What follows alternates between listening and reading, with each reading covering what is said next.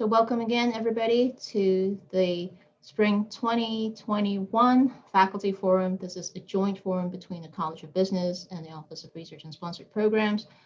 So just very briefly, a few housekeeping items. After I go through this and formally introduce our speaker today, the presentation, of course, will commence.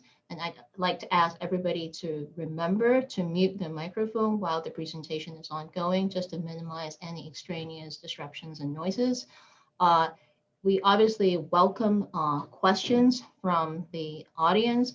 You can either use the chat function, which is at the bottom of your screen, to type in your questions. I'll be monitoring the chat room, so I will relay those questions to our speaker. Or if you prefer, at the end of the presentation, we should have some time, and you can unmute yourself and directly ask your question if you want. So unless there are questions, let me formally welcome and introduce our speaker for today. So we are really happy to have Dr. David Schaffer here with us today. Let me use the bio that he gave us and share a little bit about him. So David grew up in Detroit, Michigan. After high school, he moved east and earned his Bachelor's of Arts degree in economics from Swarthmore College in 1979, and his PhD in economics from the Massachusetts Institute of Technology in 1990. This is his 40th year of teaching economics and his 23rd year, of teaching at UW-Eau Claire. His major areas of interest are in labor economics, macroeconomics, and public economics. He does research on the increasing inequality of wages in the US and, most recently, on gender wage discrimination in the US labor market. So thank you, David, for sharing your time and expertise with us. The platform is all yours. Okay, thank you very much. As I was just saying, I've never done one of these virtually online, so I may be a little rough at the edges here. Although it is nice to talk without a mask on. I've been teaching all face-to-face classes this semester, and the mask is always on. So it's nice to have the freedom to open my mouth a little wider and not have to correct myself so much. So thank you, everybody, for coming. I'm going to try to talk for a little less than 30 minutes and then take any and all questions you have here. The name of this is Time Flexibility, Women's Wages, and the Gender Wage Gap. What it's really about, first of all, let me tell you, I worked on this with one of our former students. I'll give him credit, Joe Westenberg, who's now a graduate student at Indiana. He's working on his thesis for a PhD in economics. He worked with me while he was a senior here, and then we continued to work a little longer once he was in graduate school. So he deserves credit for this also. Okay, back to the topic. The way this gets started, economists study wages a lot. I mean, you can find thousands and thousands of research articles over the last couple of decades by economists on wage issues. And I think it's done so much just because it's such a big piece of people's lives. You know, for many people, that has more effect on them than probably any other economic thing, is how much you're going to get paid for a job, whether you could find a job, how much you're going to get paid for it, all those kinds of things there. And one of the real debates that's still ongoing is to what degree, when you look at women's wages versus men, this is strictly in the US, by the way, things could be different in another country, to the degree that men and women sometimes seem to get different wages for similar jobs and stuff like that, how much of that is discrimination? Where discrimination could include a lot of subcategories, but basically things that most of us would not consider acceptable ways to determine someone's wages. And the economists tend to split into two groups, as we often do. And group one says there's definitely discrimination. It's not as bad as it used to be. 50 years ago it was worse, but it's still there and it's significant. Another group says, the opposite group says there's still a gap between men and women's ages, but it has nothing to do with discrimination. It has to do with voluntary choices made by women and the fact that they usually have the responsibility for caregiving within their family, whether it's to young children or older people.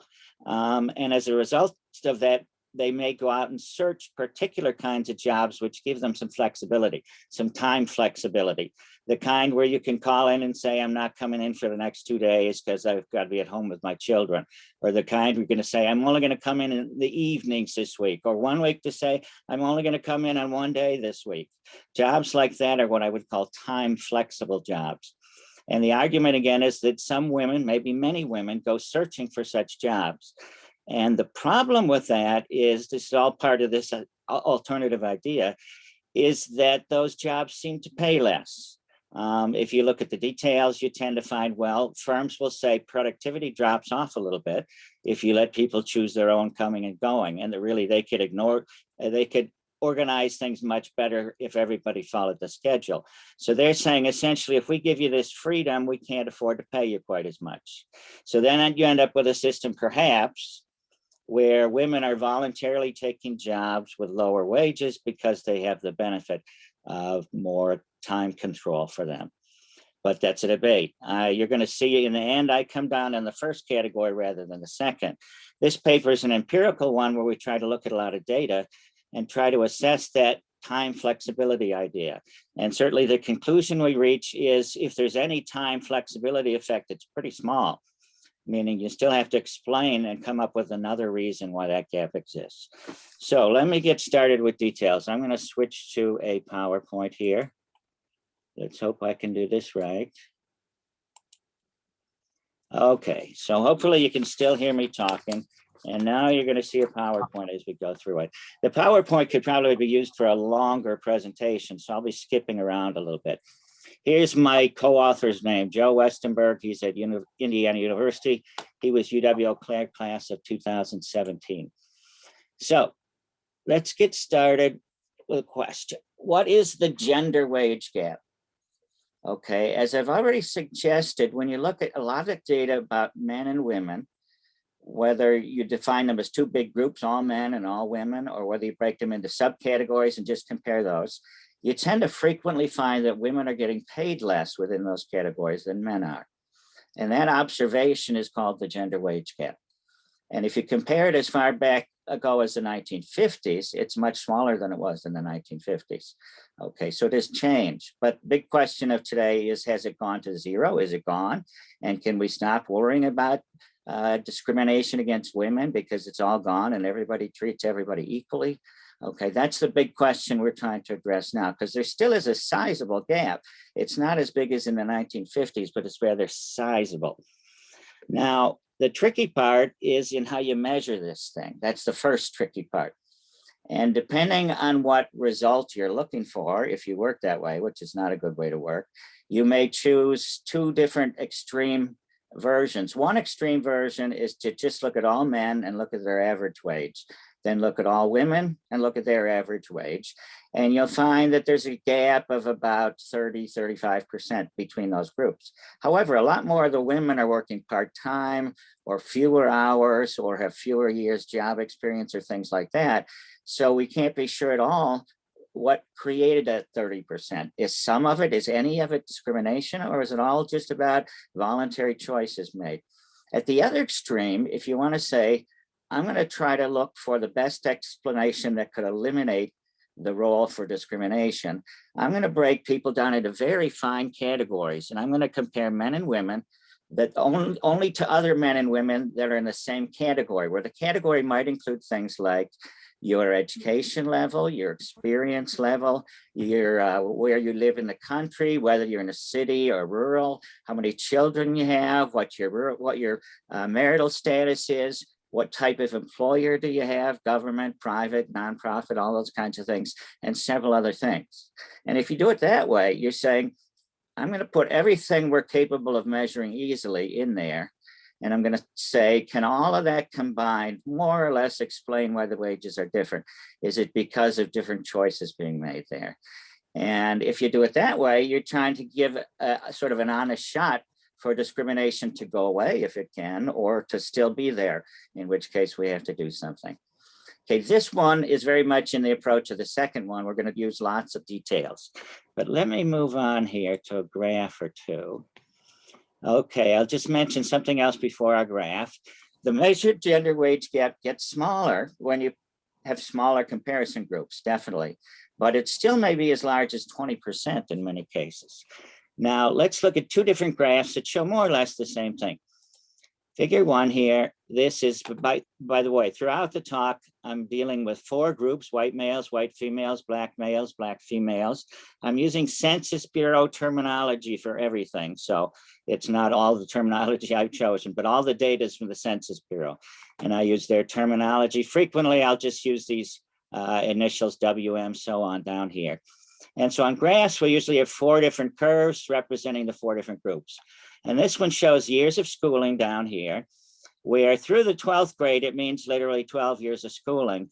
And then basically the rest is kind of fitting a reasonable number. So they're not asked whether they work 13, 14, or 15, but they are asked if they have an associate's degree. If so, I put them there under 14. They're also asked if they've gone to some college but not completed it. I put them under 14 here too. That's why you're always going to see three little dots close together here. If they have a bachelor's degree, I put them at 16. If they have a master's degree, again, there is no official number, but I put them at 18, just to keep things nice and smooth. If there's a professional degree, I put them at 20, so that's 4 years past your BA. And if you're a PhD, I put you at 21. So this is just to roughly kind of carry on the years analogy. Some master's degrees take less than that, some PhDs take more than that, and so on. But look at the numbers. First of all, education matters enormously. We're starting out down here at a little over $12 an hour, and here we're up to $32 per hour. Now, by the way, everything I'm going to measure is per hour. So we're not comparing total work per year or even total work per week. We're figuring out hourly pay. For some people, you're actually paid by the hour. For others, like us, you may have yearly income, and then it's the average hourly earnings that I'm using. So it's all in terms of hours per day. Now look at the striking distances between these curves. The red one, white males. The next one down here is black males. The one a little lower is white females, and the one down lowest is black females. And generally speaking, although they're fairly close together here, there's still some gaps. The gaps tend to get bigger as we move up the education ladder. Up here at professional degree or doctorate, you get some of the biggest ones. Now, I can actually tell you some numbers here. Let's take college graduates. Let's just talk about white men versus white women that have a bachelor's degree. $25.08 is the mean wage for white men. Down here, it's $19.67. So there's about a $5 gap here. Okay, so men are earning on average about $5 more when they have 16 years of education, exactly, but it's not controlling for anything else yet. And the order of these things by demographic group is going to stay the same in virtually every chart we look at. White males are always at the very top, and black females are always at the bottom. And then depending on the details, black males and white females sometimes crisscross over each other. In this one, notice with just the mean wage, the black males are ahead, except at this one point where they're about the same as white females there. Okay, so that's a simple version, means. Now, let's look at the results of a complex version. You'll learn more about this version later, but I wanted to show it to you. It represents two different ways to do it. One is at the median, and the other is at the 80th percentile of wages. So let's start with the dashed ones, the 4 dashed lines. These are kind of like the other ones, except in this one, we're adjusting for many, many different factors, things that we're capable of measuring. So this is what's left after you control for all those other things, including occupations and characteristics of occupations and all those different kinds of things. And looking at the 50 percentile ones, they're still in the same order as the means were above. They don't fall exactly the same shape, but they're pretty similar. In general, they're a little closer together. If we look here at 16 years, white women are down here at 1945, and white men are up here at 2472. So more than a $5 gap there. And once again, the gaps start out a little smaller, they gradually get a little bigger. Although the growth with education is not quite as big as it was when we just used the average values without any controls. Now, the upper ones are a different scenario. I drew them on the same graph. Hopefully, it's not going to confuse too much. They're all higher because this represents the 80th percentile wage that people are at.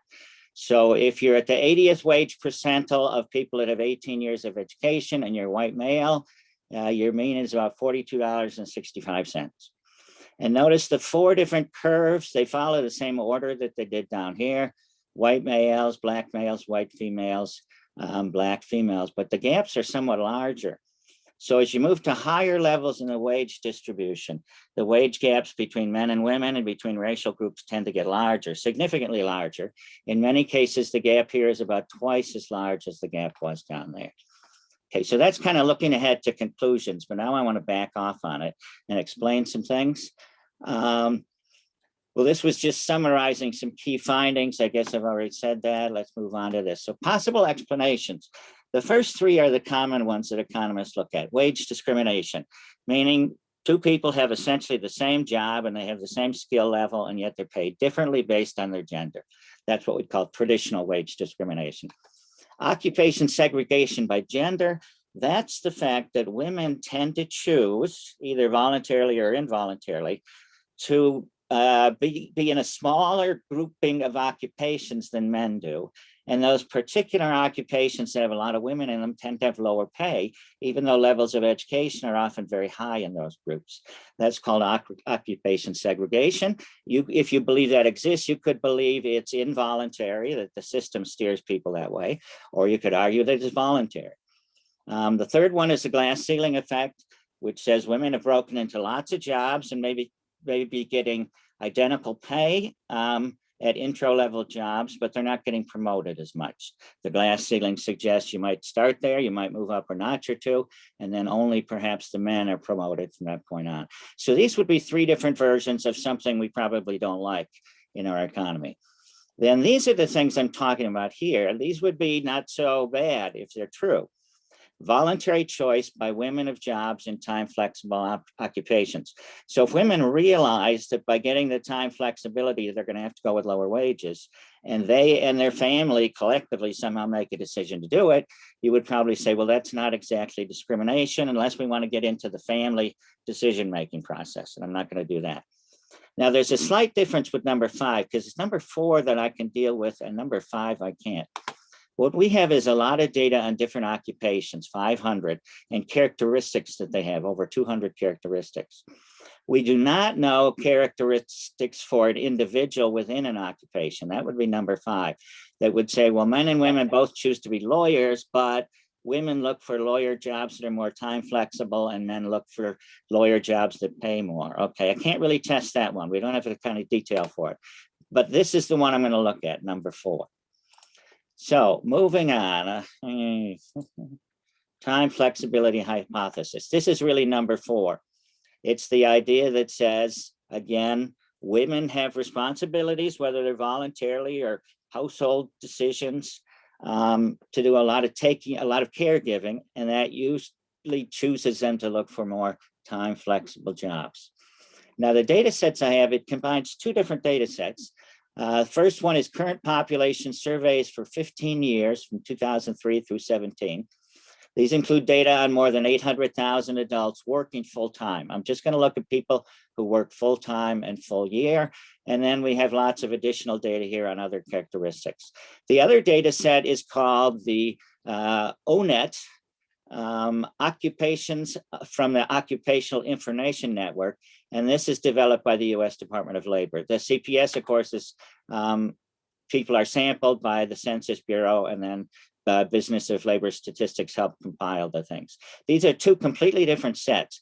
This one tells you a lot about individuals and the name of their occupation. We're going to combine it with this one to say, okay, for that occupation, what are some of its characteristics? Okay, what are the job requirements? What are the job characteristics? What are the skills that are most needed? So I'm going to combine those 2 into one. So I did that, a little bit of work, but that took a few months.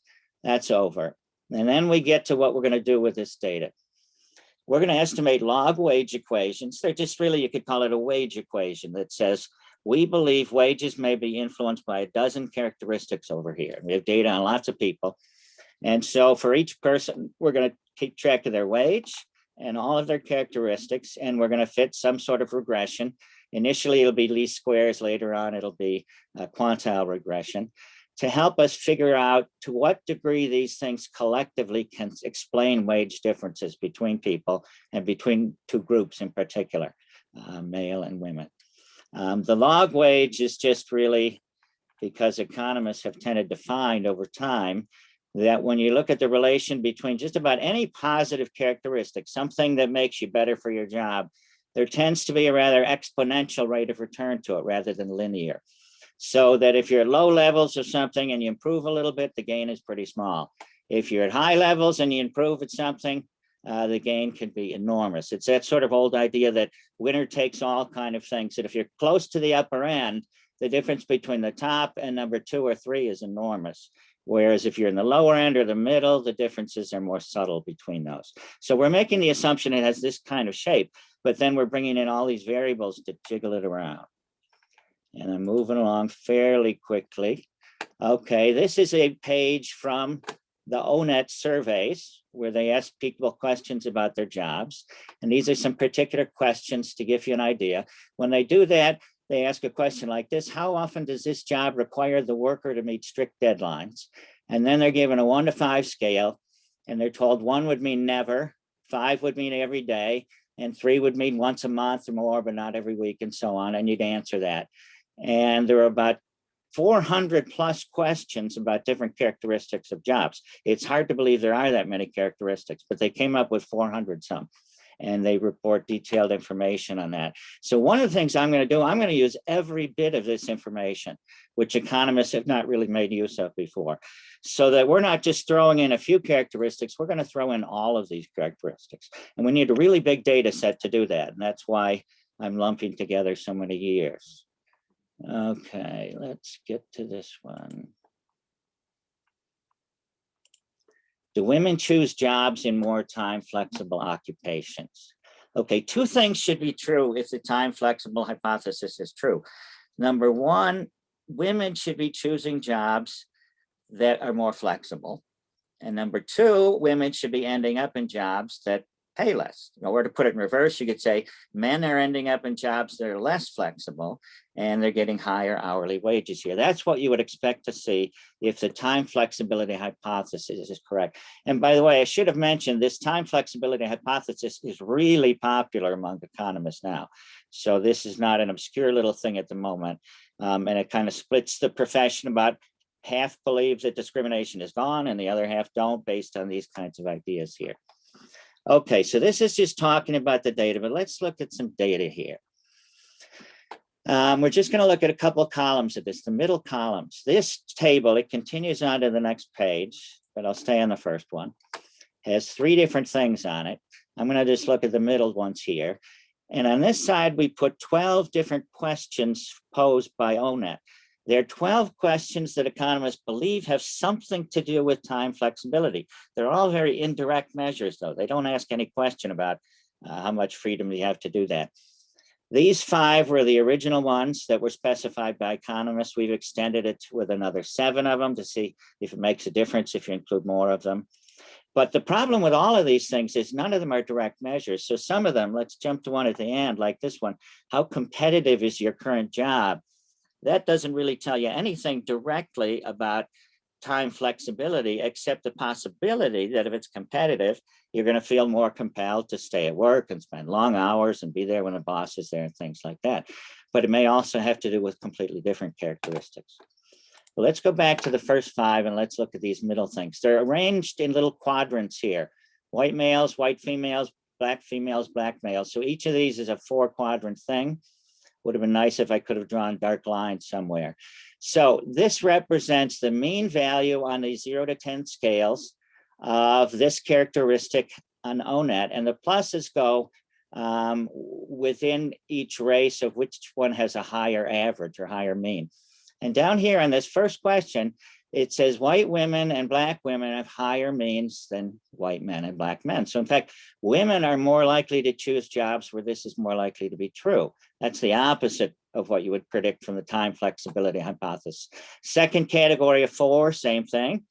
So 2 votes against the hypothesis. Third category now, this one, men have higher values, so they accepting the greater inflexibility.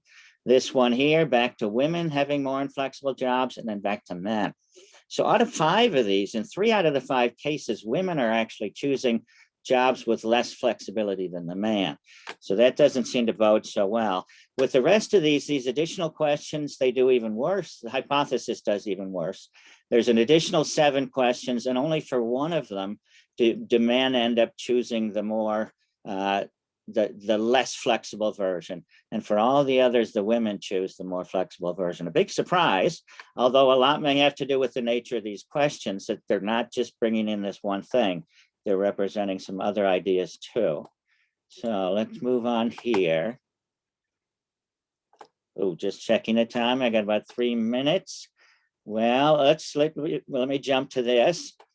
One of the variables that had a big impact among the characteristics of occupations, this is a biggie, and it relates to wage discrimination of category 2.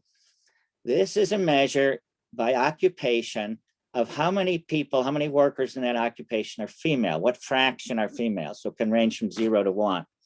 And you see, that's a scale we got here, 0 to 1. And this is hourly wage rates. And once again, we have this situation for the median wages and the top 4 for the 80th percentile. And notice they all decline, every single one of these, whether you're high up or low down, they all decline. As you move from occupations that have fewer women to ones with more, it goes down. And this is after controlling for all sorts of other things, education, experience, region of the country, all those additional things are being controlled for. And this certainly suggests that this particular characteristic has a role to play here. And in particular, it suggests that that segregation by occupation may still be a significant problem out there, that jobs that are mostly women pay lower wages, jobs that are mostly men pay higher wages. Okay, and then let me move along here. I'm obviously glossing over a few things here. It turns out that we find 3 characteristics which seem to have the biggest impact on wages of all the different ones we're looking at. And I'm going to just review the 3 categories, these last 3 graphs, and then we'll quit. So the first category was education. And probably the most meaningful number is this middle one. This is the coefficient to different levels of education for white males. This is the coefficient for white females. For each one, based on the coefficient, we've calculated how much in percentage terms this person's wage would be compared to the bottom group. So percent difference from base wage. So this says our bottom group is people with 9 years or less of education. If you've got exactly 10, you do almost 21% better. If you have 11, you do a hair better yet, 23%. If you get a high school diploma, you do a lot better, 37%, always compared back to the initial category. If you get to the bachelor's degree, you're up to 76%, and master's and professional. And in this one, doctorates do even better than professionals, although I haven't seen a whole lot of that. Then we have white women over here, and we have the same pattern. The numbers get bigger. That makes sense. And then here we have the male versus female wage gap for white men versus white women. And you can see this is in terms of log wages. So this would be about equivalent to 20%, most of these. There are substantial gaps here that don't change a whole lot with the level of education. They get a hair smaller for the doctorates, but for many of the others, they're in this range of 0.13, 0.14. Okay, and that's a significant finding. Then another one which mattered a lot was potential experience.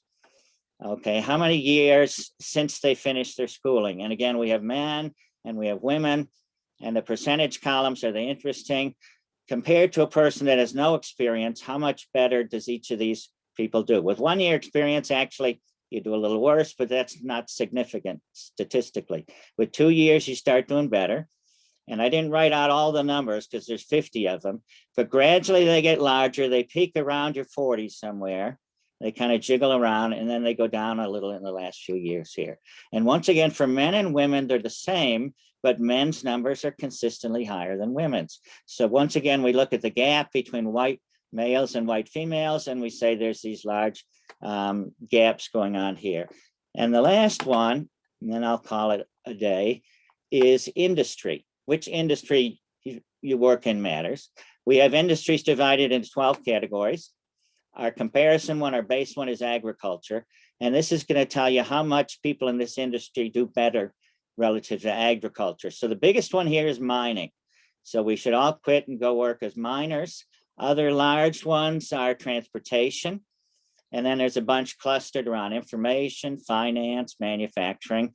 The bad ones are leisure services or other services, things that aren't included in sort of law or medicine or health or education.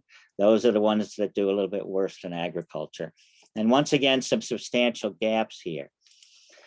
So having skipped a lot of details, this was my conclusions, mine and Joseph's.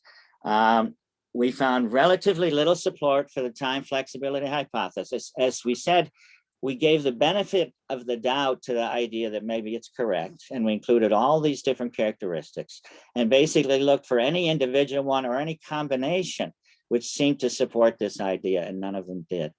If it's not that, it's got to be something else. And we didn't prove what else that's going to be, but we found a lot of support for the idea of occupation segregation by gender.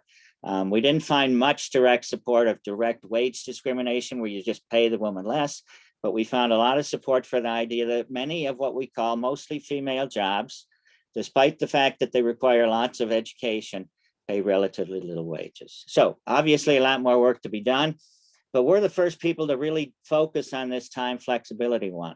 And so that's really the main part of our conclusion there. So I'm going to end my part there, I guess. Let me figure out how to get back out of this. Okay, so I'm back to reality. Questions? Yeah, as a reminder, folks, you can put your questions in the chat room or unmute yourself and ask your question directly. And thank you, Dr. Schaffer, for sharing your Sure. Glad to talk.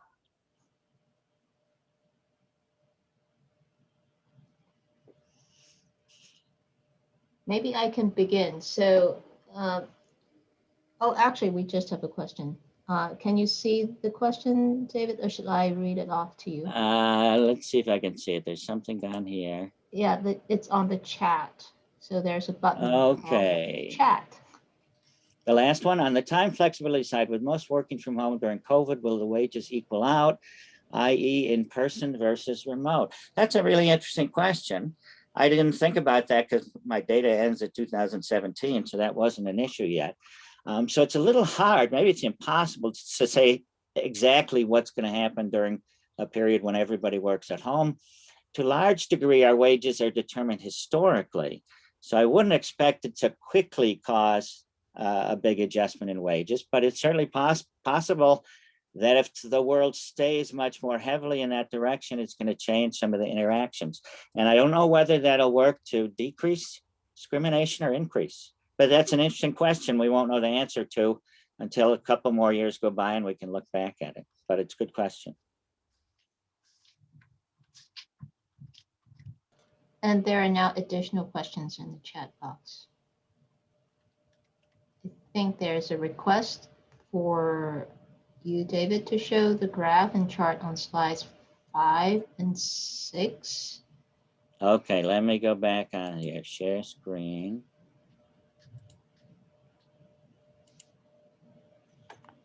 All right, 5 and 6. Oh, the figures. Yes. No, this is figure 8. Let's go back. That's figure 7. Oh, look, missing a number. These were the first two ones that show wages. Are these the ones that someone has a question about? This is the most detailed one. This is after you've controlled for every factor that we can. And by the way, there are lots of unobservable characteristics we can't control for. And that's why we're never going to know absolutely for certain what's going on here. But these ones point out some pretty stark differences that are similar across large groups of people. And by the way, these ones use a median and an 80th percentile. The first graph uses averages. With wage distributions, you have a problem. There's a small number of people in each category with extraordinarily high wages. And so if you do means, it pulls everybody's mean way up, but it doesn't reflect very many people. So this one has that problem built into it. This one switches to medians and 80th percentiles because that gets rid of the problem. It does not take into account the highest wage other than that's the person up at the 100th percentile there. So these are probably more accurate for a typical individual in a group than the mean ones are, although the differences are pretty subtle. You come out roughly the same no matter which one you go with here. But this was important. If you really believed that the time flexibility hypothesis was going to work, then when I included it in all my regressions, which we did, these 4 lines should have gotten much closer together, assuming it shrunk occupation, it shrunk the gender discrimination. I haven't talked about the racial issue, and I've decided to set that one aside for now. This first paper focuses on the gender one, but I'm going to go back to this and look at some of the racial issues also. By the way, there's always a third racial group, which is other. They're very small here. And for my kind of work, we needed very, very big samples, like 500,000 people. So I had to choose to leave out those. The Census Bureau does measure other groups, but they make up about 1 or 2% of the population during these particular years. So they're just left out of the calculation. Okay. And can you see additional questions on the chat box, David? Let me flick back here to where I was. That's right. Because they disappear when I show. Okay. Yeah, now. that's right. Because in fact, there is a question from Tom about data for other, I guess, minorities. Yeah, I'm reading over the several questions here. Mm-hmm.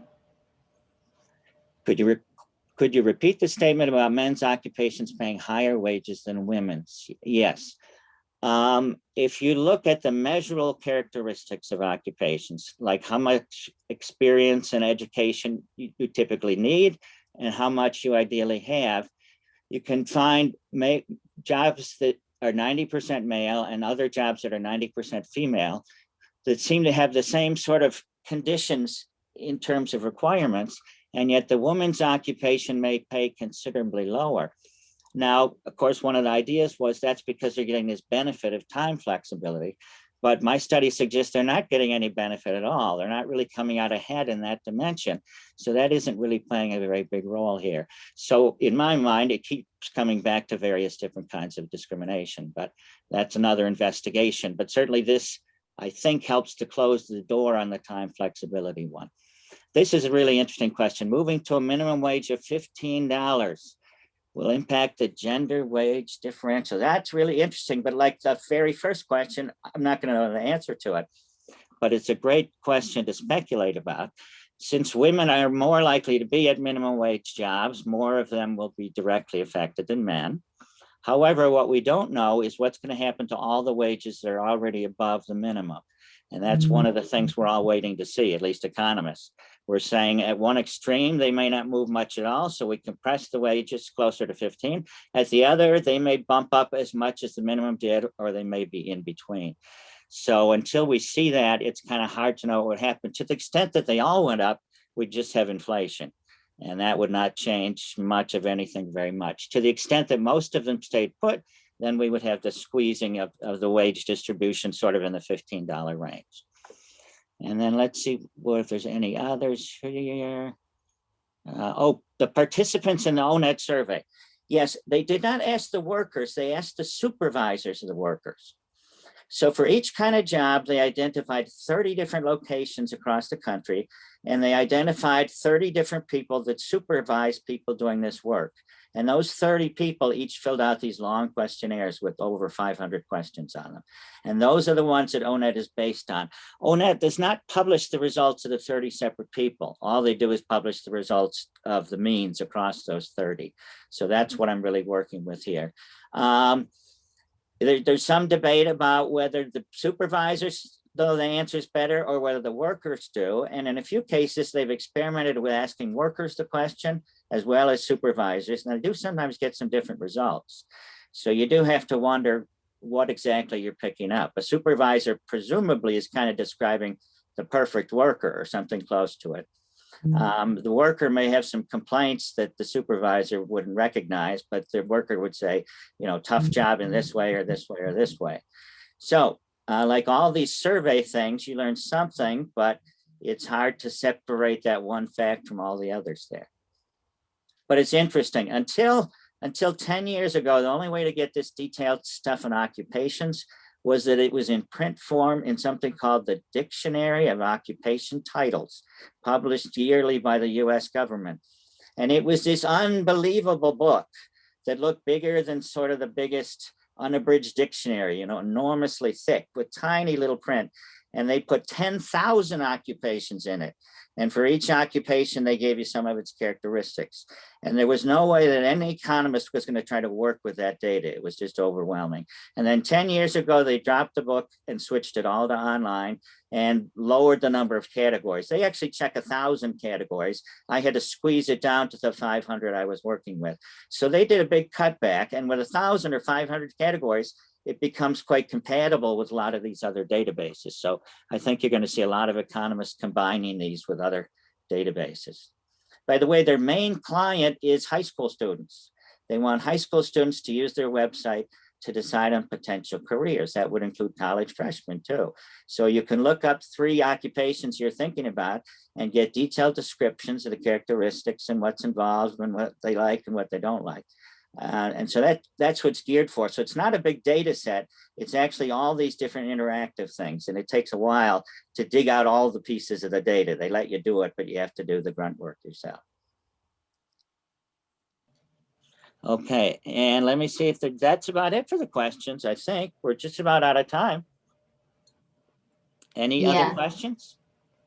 I'm glad you could all make it. We're at a school where we're focusing a lot on how different people are approached by other people and how different people are treated by different people.